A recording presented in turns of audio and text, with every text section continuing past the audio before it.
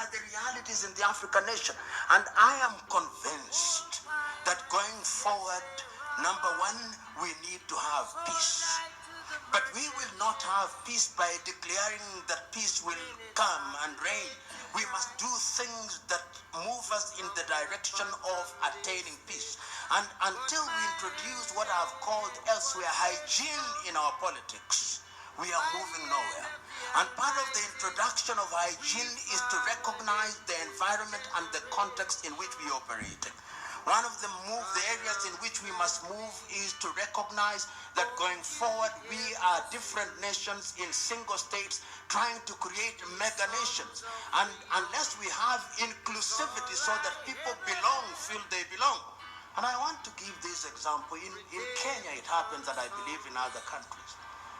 When an individual is elected as a member of parliament, in many African countries, they have things they call homecoming parties. These homecoming parties is an attempt to demonstrate to the village by the newly elected member of parliament or newly appointed minister that we went to hunt. We have come back with a prize.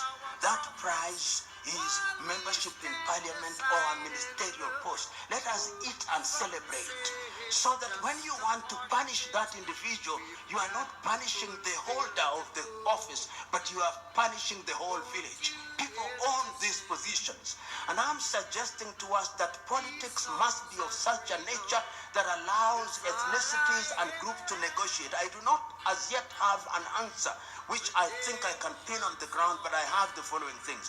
That it cannot be uniform, that it must be specific to the circumstances of each country, that it is us who must define it, and that we must have a vocabulary for it, and that we must warn ourselves that the erstwhile colonial master is alive and well, subterranean and pernicious to the core.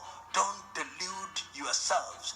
And remember that sometimes the disunity of Africa is big business.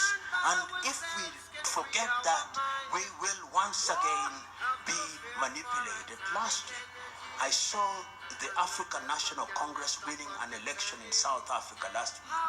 Not that is a bad thing, but somebody sent me a clip that was very telling. It was a clip where all the celebrants were Chinese, and they were celebrating, "Hail African National Congress Chinese" in Johannesburg.